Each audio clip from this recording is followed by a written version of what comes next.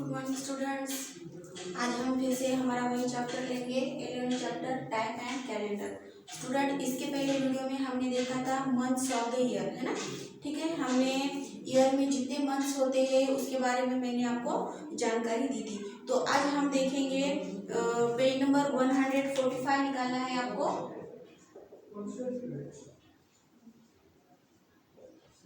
तो आज हम पढ़ने वाले हैं number of days in a year. Number of days in a year हमने ये पढ़ा था कि 1 ईयर में कितने मंथ्स होते हैं, बट आज हम क्या पढ़ने वाले हैं कि 1 ईयर में कितने डेज होते हैं। Number of days in a year, days किसे कहा जाता है, और वो उसके नंबर्स कितने होते हैं। हमें ये पता है, कल हमने देखा था कि 1 मंथ में 30, किसी मंथ में 30 डेज होते हैं, किसी मंथ में 31 डेज होते हैं। और जो फेब्रुआरी मंथ है हमारा, उसमें हमने देखा था 28 और 29 डेज होते हैं। जब फेब्रुआरी मंथ में 29 डेज होते हैं तो उसे लीप ईयर कहा जाता है। ये अभी यहाँ पे भी है, number of days in year में इस पॉइंट पे भी है, मैं आपको बताऊंगी आगे। लेकिन सबसे पहले यहाँ पे a day is the time that the earth takes to make one complete rotation on its axis. One day is the standard unit of time. आपको इधर देखना है, सबसे पहले ये क्या है, यहाँ पे मैंने अर्थ निकाला हुआ है।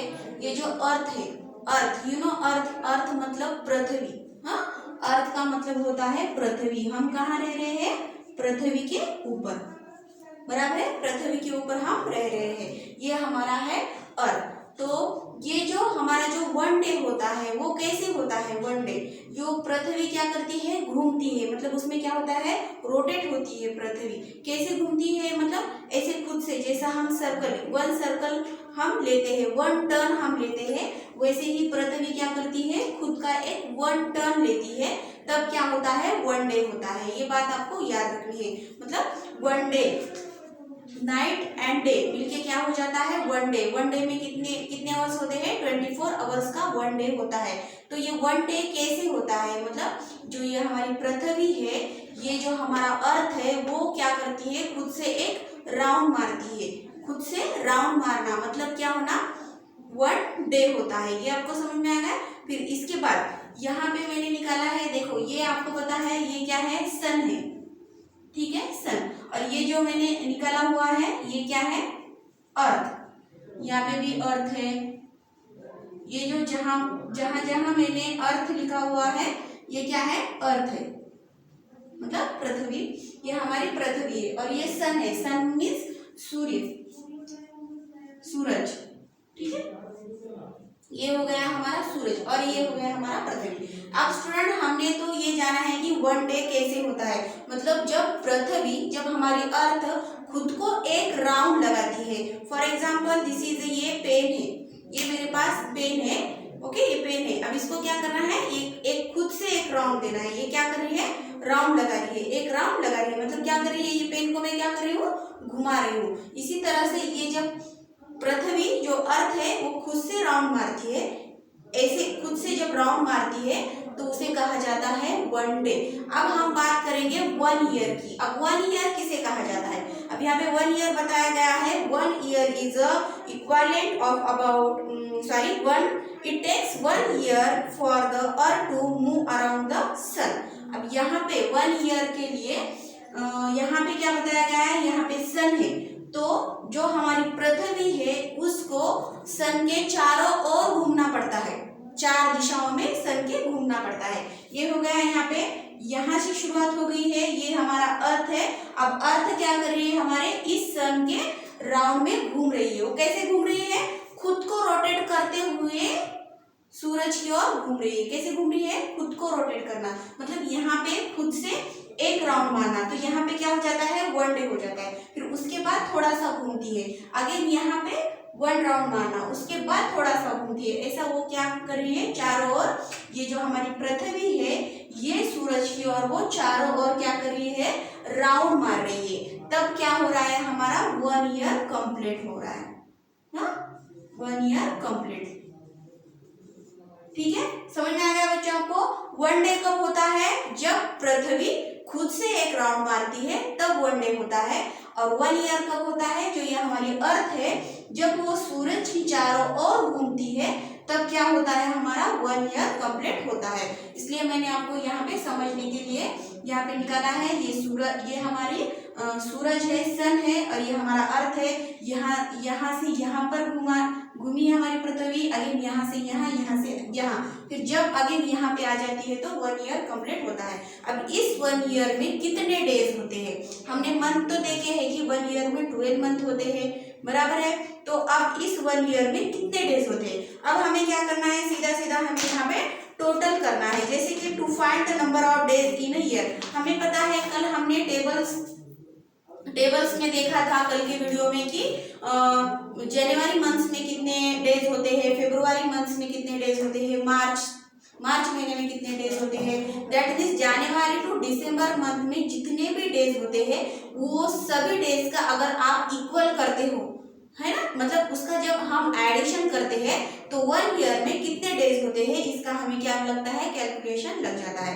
तो इसी तरह से यहाँ पे बताया गया है हमें to find the number of days in a year, मतलब वी नो दैट, आपको पता है 7 मंथ्स, ऐसे हमारे जो 12 मंथ्स है उसमें से जो 7 मंथ्स है उस 7 मंथ्स में कितने डेज है, 31 डेज है। अब वो 7 मंथ्स कौन से है, January, March, May, July, August, October and December, have 31 days each.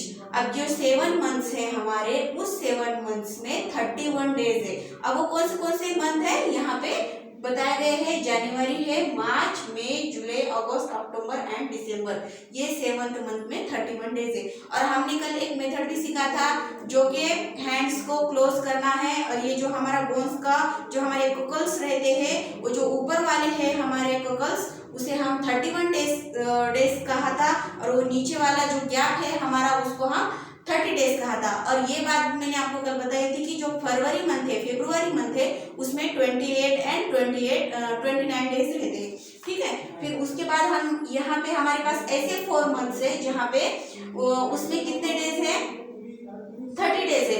April, June, September and November have 30 days, हाँ 30 डेज के 4 मंथ है। एंड एक वन मंथ हमारा ऐसा है, कौन सा मंथ है, फरवरी है, 28 एंड 29 डेज। तो कुल मिलाकर हमारे पास कितने मंथ्स हो गए, 12 मंथ्स हो गए। 31 डेज के 7 मंथ्स, हाँ ठीक है, एंड 4 मंथ्स 30 डेज के, एंड 1 मंथ कौन सा है हमारा, जो फरवरी, 28 एंड 29। तो अब इनके जो है डेज है हमें क्या करना है, यहाँ पे इनका एडिशन करना है। तो सिंपल है, तो हम यहाँ पे कर सकते हैं 1 ईयर 7 डेज के हमारे पास कितने मंथ है, 31 डेज के हमारे पास कितने मंथ है, 7, ठीक है। यहाँ पे मतलब 31 डेज के यहाँ पे 7 मंथ्स है। फिर उसके बाद यहाँ पे है 4 मंथ्स कितने डेज के है, 30 डेज के है। ये हो गए 7 मंथ्स 31 डेज के और 4 मंथ्स 30 डेज के। उसके बाद हमारा है यहाँ पे 1 मंथ 28 और 29, तो हम यहाँ पे लिखेंगे 28। अब हमें क्या करना है, इनका मल्टीप्लाई करना है। फिर जो हमारा मल्टीप्लाई आता है इससे हम क्या करेंगे, एडिशन करेंगे, ठीक है। तो यहाँ पे आप देख सकते हो, यहाँ पे मल्टीप्लाई आ रहा है हमारा 7 1 जा 7 एंड 7 3 जा 21, ठीक है।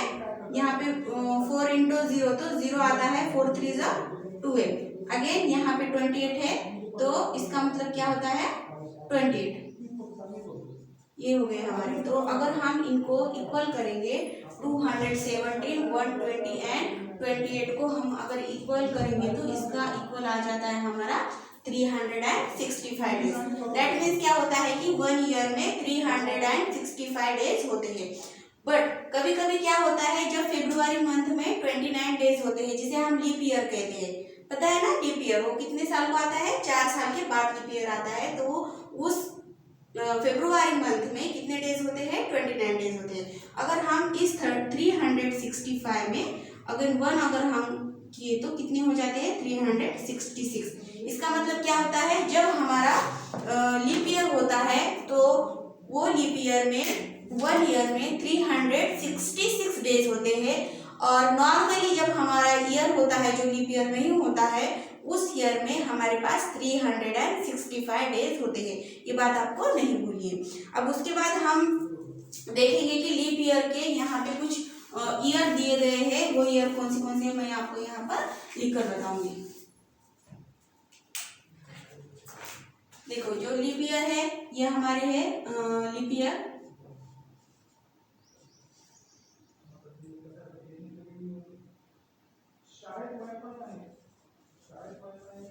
फर्स्ट है हमारा 992, 1996,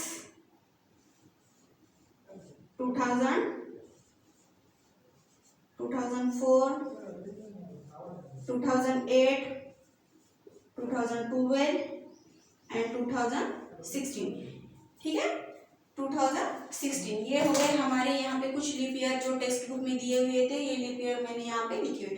तो बच्चों आपको एक बात यहाँ पे देखनी है, हमने कहा था कि 4 इयर्स के बाद लीप ईयर आता है। तो आप देख सकते हो यहाँ पे 1992 में जब लीप ईयर था तो उसके बाद 4 इयर्स के बाद 92, 93, 94, 95 एंड 96 है ना, 96 को फिर से लीप ईयर आ गया। दैट मीन्स क्या होता है, यहाँ पे 1 ईयर में कितने डेज होते हैं, 366, अगेन 366, मतलब कितने साल का गैप आ रहा है, वहाँ पे कितने साल का डिफरेंस है, यहाँ पे 4 इयर्स का डिफरेंस है। तो इस तरह से आप वो कौन सा ईयर है लीप ईयर आप समझ सकते हो। हाँ, अब यहाँ पे 2000 है, यहाँ पे 96 है, 96, 97, 98, 99 है, 2000। उसके बाद भी यहाँ पे क्या हो गए 366, अगेन 366।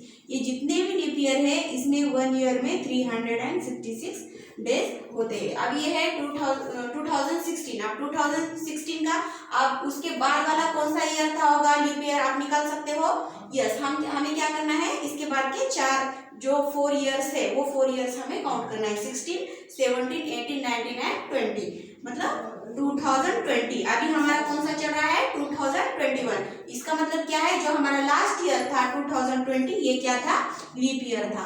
ठीक है स्टूडेंट, आपको समझ में आ गया।